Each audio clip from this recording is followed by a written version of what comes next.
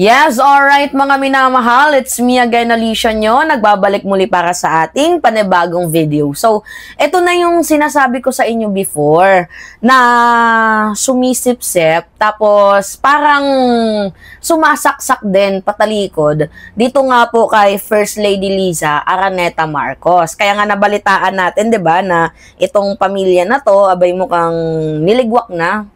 Hindi na pinapansin ni FL Liza dahil sa kanilang ginagawang katarantaduhan dahil na nga lang, mabuti na nga lang na i-content natin. At siguro, I'm pretty sure na nakarating na to sa ating mahal na First Lady itong kanilang ginagawa. Kasi can you imagine, diba, iimbitahan mo sa birthday mo itong si FL, may pa-beso-beso pa kayong nalalaman. Ito, pakita ko sa inyo yung beso-beso nila mga minamahal. Tingnan nyo ha, nandyan pa talaga si Chavit.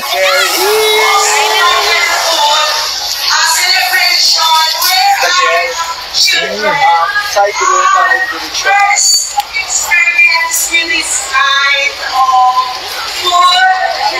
Yay!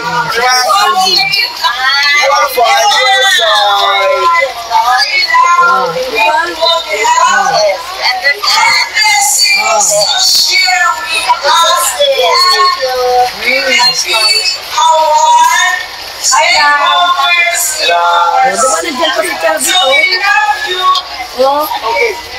My shoes ready, Mama.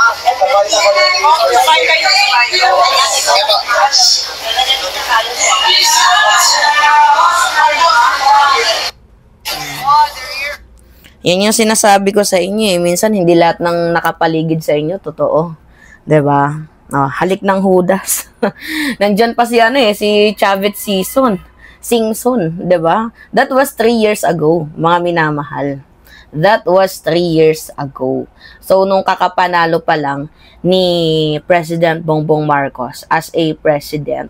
So, parang naging pumusta din kasi, if I am not mistaken, itong pamilyang Yanson, dito nga po sa admin.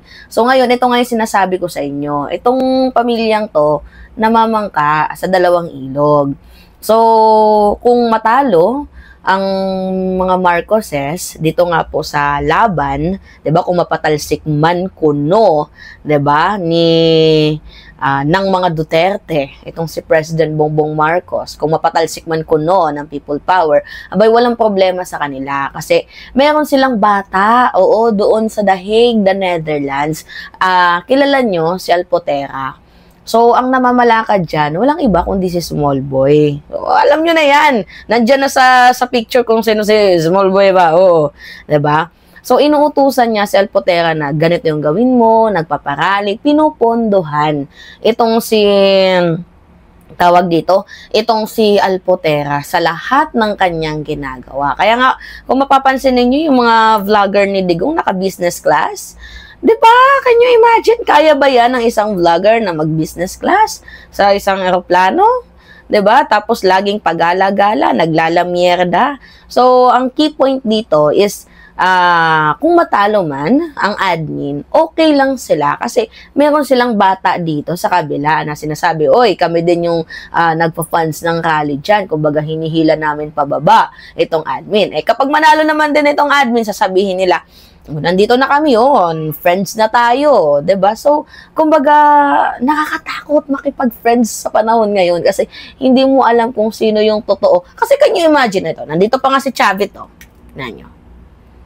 Papakita ko sa inyo, nandito si Chavit, Yan, nandyan si Chavit. 'Di ba? Klarado yung mukha ni Chavit Singson. Tapos ito yung malala, nakikipagbeso pa sila. Ayan, See? Diba? Ito pa.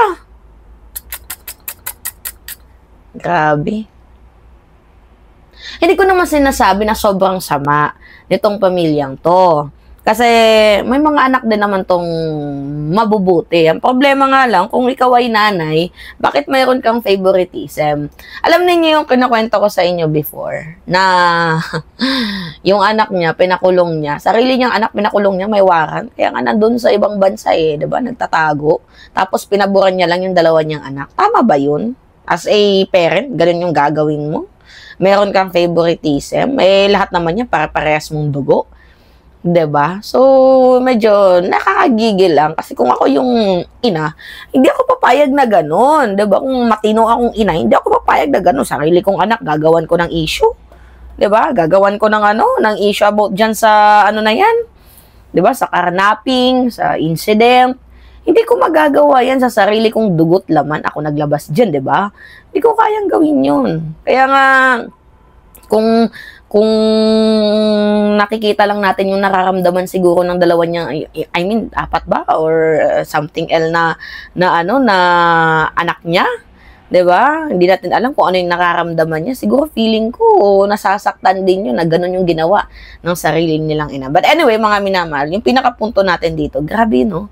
Yung kaplastikan, 'di ba? Ng pamilyang to dito sa ating First Lady. Ay, by the way, mamimigay ng load si Mima Alicia. 500 load. So, i-comment lang ninyo na hinahamon natin si Alpotera, 'di ba, na mag-post ng Sara Resign Rally.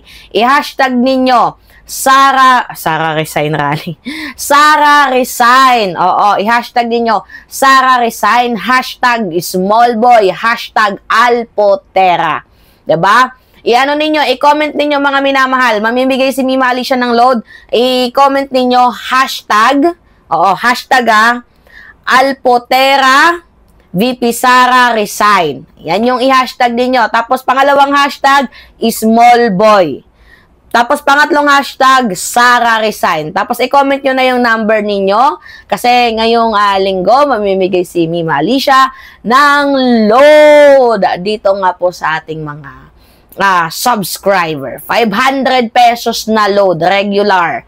Diba? Tapos, i-comment nyo na din kung ano yung SIM ninyo. Yan. So, simple lang yung mechanics ng game natin, ha.